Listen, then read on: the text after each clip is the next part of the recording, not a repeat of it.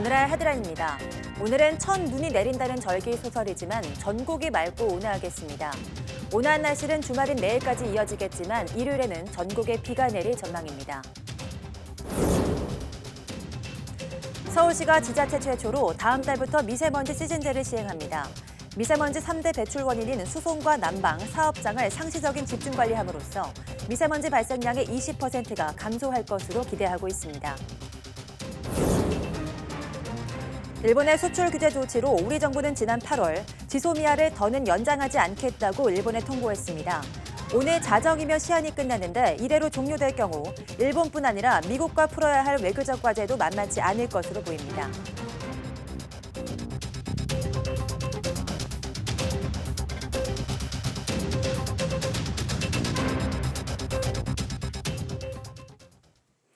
여러분 안녕하십니까? 11월 22일 사이언스 투데이입니다. 오늘은 첫눈이 내린다는 절기 소설이지만 전국이 맑고 온화할 것으로 보입니다. 기상청은 동해상에 중심을 둔 고기압 영향으로 전국이 맑겠고 낮에는 남쪽에서 따뜻한 공기가 유입되며 기온이 크게 오르겠다고 밝혔습니다. 오늘 낮 기온은 서울 16도, 대전 대구 18도, 광주 19도로 어제보다 5도에서 6도 높아 온화하겠고 일교차는 10도 이상 크게 나겠습니다. 예년보다 온화한 날씨는 주말까지 이어지겠고 일요일에는 전국에 비가 내릴 전망입니다. 미세먼지 농도가 짙어지는 겨울철을 앞두고 서울시가 공격적인 종합대책을 내놨습니다. 다음 달 1일부터 내년 3월까지 고강도 대책을 시행해서 초미세먼지 발생량을 20% 줄이기로 했습니다. 보도에 이상순 기자입니다. 강 건너 아파트가 간신히 형체만 보이는 지난 3월 한강변 모습입니다. 초미세먼지 농도는 1세제곱미터당 150 마이크로그램으로 역대 최악 수준이었습니다. 갈수록 더 심각해질 것으로 우려됩니다. 어느덧 미세먼지는 시민들의 일상을 위협하는 재난이 되었고 신생아부터 어르신까지 전 세대가 공감하는 가장 절박한 민생 현안 중에 하나가 되었습니다. 서울시는 지자체 최초로 다음 달 1일부터 내년 3월 말까지 미세먼지 시즌제를 도입하겠다고 선언했습니다. 미세먼지 3대 배출원인 수송과 난방, 사업장이 상시적인 집중관리 대상입니다. 우선 배출가스 5등급 차량은 미세먼지 특별법이 개정되면 현재 도심뿐만 아니라 서울 전역에서 운행이 상시 제한되고 행정공공기관에선 차량 이부제가 실시되고 시형주차장에서는 최대 50%까지 주차요금이 할증됩니다. 미세먼지 3대 발생원 중 비중이 가장 큰 난방 부문은 에코마일리지 특별 포인트를 도입하고 대형 건물은 적정 난방 온도를 집중 관리합니다. 12월부터 3월까지 4개월 동안에 평시보다 더욱 강력한 미세먼지 저감 정책을 추진함으로써 평소의 기준 온도를 낮추어서 고농도 발생의 빈도와 강도를 줄이는 집중 관리 대책입니다. 사업장에서는 대기 오염 물질 점검과 노후 건설 기계 저공해화 사업이 대폭 확대되고 도로 청소도 더 자주 이루어집니다. 서울시는 시즌제가 시행되면 초미세먼지 발생량의 20%가 감소할 것으로 기대하고 있습니다. 서울시는 이를 위해 우선 국회에 계류 중인 미세먼지 특별법 개정안부터 조속히 통과돼야 한다고 강조했습니다. YTN 이상순입니다. 미세먼지를 만드는 요인 가운데 국내도 절반 이상 책임이 있다는 조사 결과가 나왔습니다. 이 미세먼지를 줄이고 건강도 챙기기 위해 대중교통을 이용하자는 캠페인이 시작됐습니다. 보도에 김범한 기자입니다. 여느 도시처럼 미세먼지 피해로부터 자유로울 수 없는 광주. 나보기 씨는 자가용 없이 한 달 살기에 나섰습니다. 대중교통을 이용하다 보면 조금 더 강주 시내가 좀 따뜻한 도시가 되지 않을까 이런 취지에서 이번에 실천하는 대표로 됐습니다.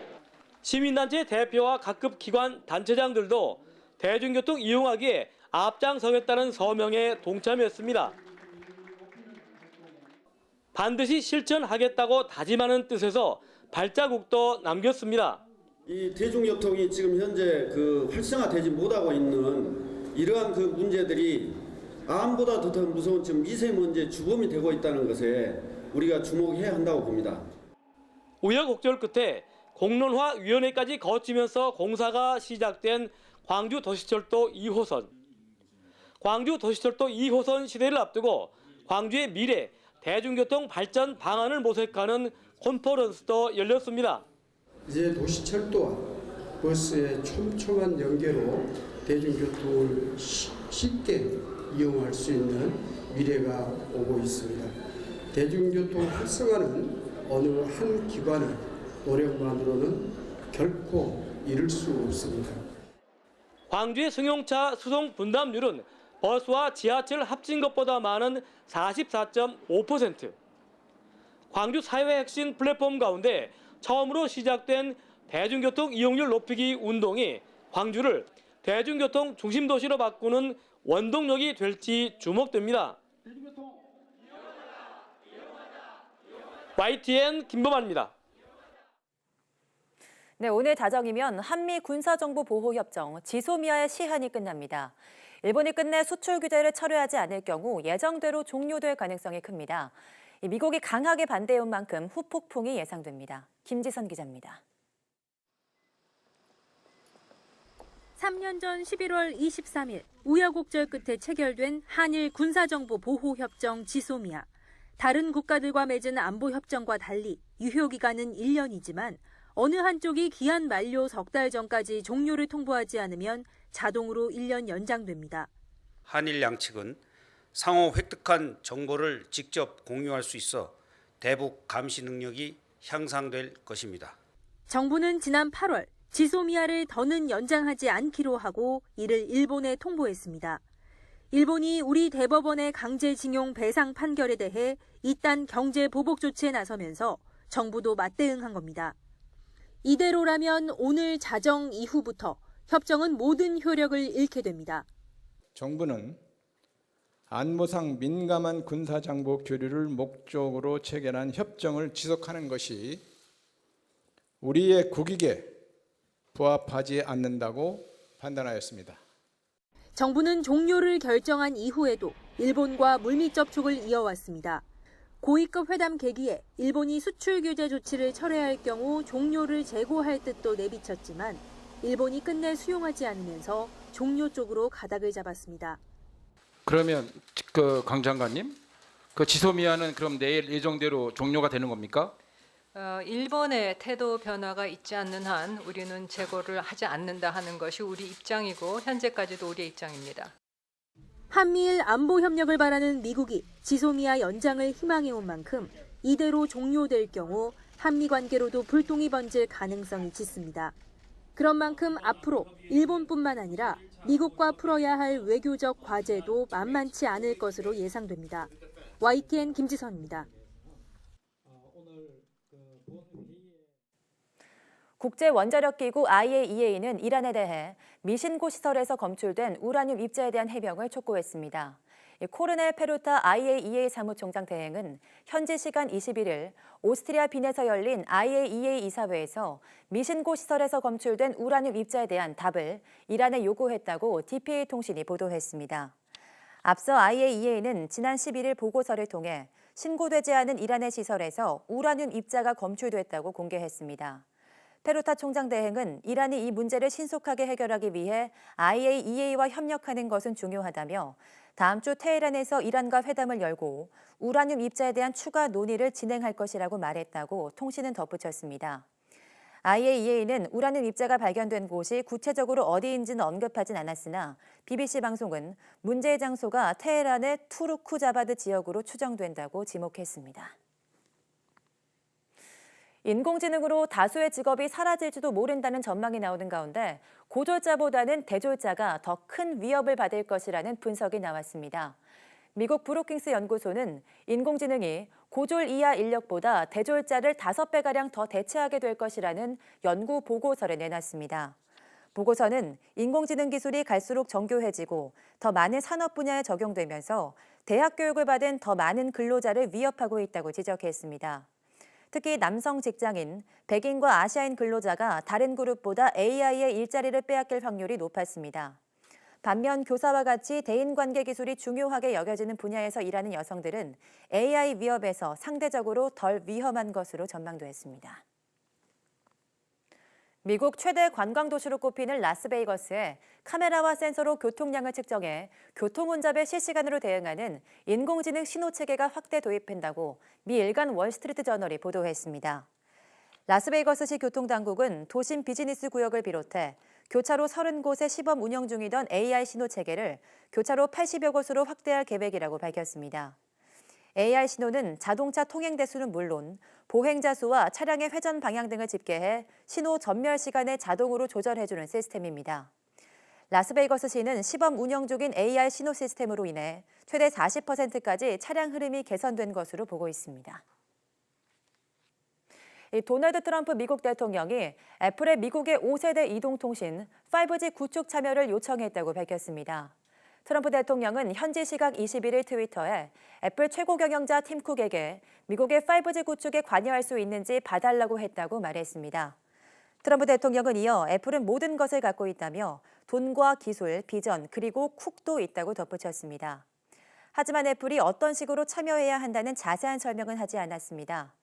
로이터 통신은 애플이 이에 대해 아직 답변을 내놓지 않았다면서 애플은 지금까지 5G 이동통신 인프라에 투자한 것으로 알려진 것도 없고 5G 장비를 출시한 적도 없다고 보도했습니다. 트럼프 대통령은 앞서 하루 전 텍사스주 오스틴의 애플 공장을 방문해 삼성과의 경쟁을 고려해 중국에서 생산돼 미국으로 들어오는 애플 제품에 대한 관세 면제를 검토 중이라고 말했습니다.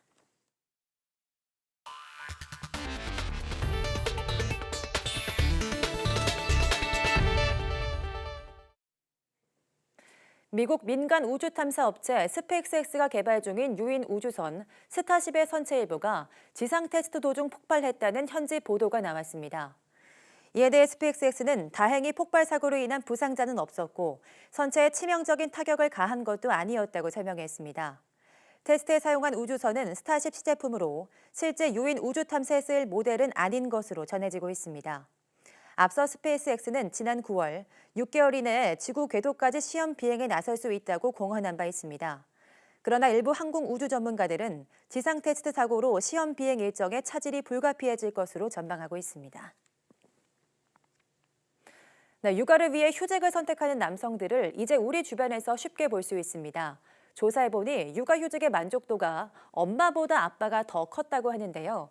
내년부터는 부부가 동시에 육아휴직을 내는 것도 가능해진다고 합니다. 이승훈 기자입니다. 근로자의 절반 가까이가 여성인 한 제약회사입니다. 사무실 한 곳에 특별한 공간이 있는데 바로 엄마방입니다. 출산한 직원만을 위한 이 공간을 만든 게 벌써 20년 전입니다.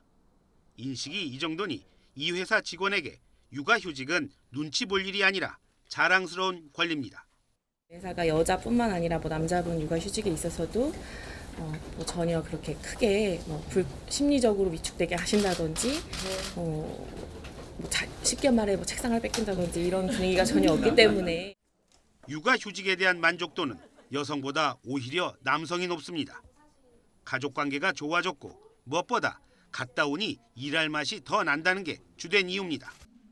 정부는 내년 2월부터 부부 동시 육아휴직을 허용합니다. 세계 최저 수준인 출산율을 빠르게 이렇게 회복하기는 쉽지 않다고 생각합니다. 그렇지만 정부의 이런 노력이 우리 기업과 그리고 우리 사회 전반의 문화를 변화시켜 가는 데는 좀 촉진제의 역할을 할 수 있다고 생각합니다. 다만 부부가 같이 육아휴직하면 월급은 각자 쓸 때보단 줄어듭니다. 또 상대적으로 손해라 할 수 있는 한부모 육아휴직자는 지원금을 더 줘서 형평성을 맞추기로 했습니다. YTN 이승훈입니다. 방사성 물질 없이 암을 쉽고 정확하게 찾는 기술을 국내 연구진이 개발했습니다. 이 안전한 방법으로 질병을 찾아내 첨단 의료 영상 장비 시장을 선점하는 계기가 될 전망입니다. 이정우 기자입니다. 일반적으로 암을 발견하려면 여러 단계의 과정을 거쳐야 합니다. 대부분 엑스선을 시작으로 CT나 MRI를 거친 뒤 PET, 즉 양전자 단층 촬영을 통해 암을 확정받는 사례가 많습니다. 하지만 PET는 방사성 의약품으로 3차원 영상을 얻기 때문에 적은 양이나마 인체에 피해를 줄 수밖에 없습니다. 이런 단점을 보완하기 위해 인체에 해가 없는 산화철로 암을 찾아낼 수 있는 영상 장비가 개발됐습니다. 그걸 환자가 먹게 되면 이제 피 속으로 흐르다가 그 암 부위에 그 입자들이 다 달라붙게 되어 있습니다. 이제 달라붙는 그 상태에서 저희들이 자기장을 인가를 하게 되면 고기가 암이 있구나 하는 것을 알게 되는 것입니다. 사람이 흡입한 산화철 나노 자성 입자의 위치를 추적해 암은 물론이고 특정 질병을 찾아낼 수 있다고 설명했습니다. 산화철은 특히 연속으로 사용할 수 있어 만성질환 진단에 효과적입니다. 방사성 물질 없이 암 등 특정 질병을 쉽게 찾아낼 수 있는 이 기술은 국내 전문 기업에 이전돼 본격적인 상용화에 들어가게 됩니다. 기존 해외 장비보다 전류량은 100분의 1, 제작 비용은 20분의 1 수준으로 경제성도 확보했습니다. 생산 단가를 매우 낮출 수 있고 운영비도 크게 절감할 수 있는 것으로 알려져 있습니다. 그러므로 암 검진을 위한 사회적 비용을 아마 크게 감소시킬 수 있을 것으로 기대됩니다. 이번 연구는 국제학술지 사이언티픽 리포트에 실릴 예정으로 더 안전한 질병 진단 장비를 개발하는 데 활용될 전망입니다. YTN 이정호입니다. SK바이오팜은 뇌전증 신약 엑스코프리가 미국 식품의약국 FDA의 품목 허가를 받았다고 밝혔습니다. 엑스코프리는 SK바이오팜이 지난 2001년 후보 물질 탐색부터 임상시험, 지난해 FDA 허가 신청까지 독자적으로 진행한 뇌전증 신약인데 FDA로부터 성인 뇌전증 환자의 부분 발작 치료제로 허가받았습니다. 국내 제약사가 자체 개발한 신약을 기술 수출하지 않고 FDA에 직접 판매 허가를 신청해 승인을 획득한 건 이번이 처음입니다. SK바이오팜은 북미, 유럽, 아시아, 중남미 등에서 2,400여 명을 대상으로 진행한 임상시험 결과를 바탕으로 미국 법인인 SK라이프사이언스를 통해 현지 허가를 신청했습니다. 과거 간질로 불렸던 뇌전증은 뇌 특정 부위에 있는 신경세포가 흥분해 발작이 반복적으로 나타나는 질환입니다. 농촌진흥청이 혈당 조절에 효과가 있는 팥을 개발했습니다. 농진청 연구진이 토종 야생 팥을 밭에서 재배할 수 있도록 개량해 식물 특허를 출원한 이 팥은 동물 실험 결과 일반 팥보다 항혈당 기능이 10배 이상 뛰어난 것으로 확인됐습니다. 농진청은 또 식의약 소재로 폭넓게 활용할 수 있도록 다양한 기능성을 가진 팥을 개발 중이라고 밝혔습니다. 규모는 작지만 창의적인 농업 관련 아이템으로 고소득을 올리는 농가를 강소농이라고 합니다. 이들이 생산한 농산물과 가공 제품을 선보이는 행사가 열렸는데 성황을 이루고 있습니다. 김학무 기자입니다. 작은 공간에서 반려동물 사료와 간식 등을 만드는 전미화 씨. 2년 전 귀농에 반려동물을 키우던 전 씨가 반려동물에게 먹기 좋고 영양가 높은 먹거리를 주기 위해 고심하다 주변 농가들이 생산한 농산물을 활용해 직접 손으로 만드는 겁니다. 가족이 먹는다는 생각으로 정성을 들인 결과 2년 만에 연간 수익이 6천만 원으로 늘었습니다. SNS를 통한 직거래와 정부 지원도 큰 힘이 됐습니다. 강소농 교육과 컨설팅이 저희에게 굉장히 많은 도움이 되었었는데요. 여러 가지로. 그중에서 특히 유통기한을 늘릴 수 있는, 개선할 수 있는 기회가 되었어서 그런 것들이 저희를 성장하는 데 많은 도움이 됐던 것 같습니다. 새싹 인삼을 재배하는 이 작은 농장도 연간 소득이 1억 원을 넘습니다. LED 시설을 갖추고 체험과 가공, 온라인 판매에 주력한 게 성공 비결입니다.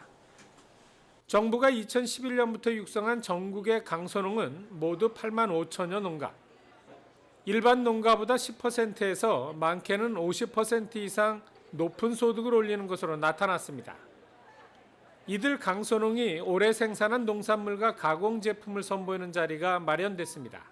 인터넷으로 후기만 보고 사다가 직접 농사 지으신 분들이 이제 설명해 주시는 거 듣고 먹고 사니까 더 좋은 것 같아요. 강소농 민간 전문가를 활용하여 현장 밀착형 농가 경영 컨설팅을 더욱 강화해 나갈 계획입니다. 아이디어와 기술을 갖춘 작지만 강한 강소농이 고령화가 특히 심한 농촌에 활력을 주고 있습니다. YTN 김학무입니다.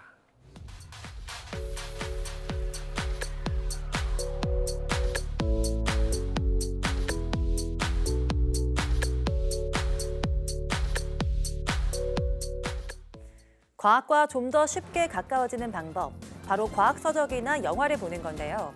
오늘은 과학자로 살아온 한 여성 생물학자의 분투기를 그려낸 책 한 권을 소개해드릴까 합니다. 과연 어떤 책인지 오늘 오후 사이언스 투데이 과학 산책에서 만나보겠습니다. 모두 많은 시청 바랍니다.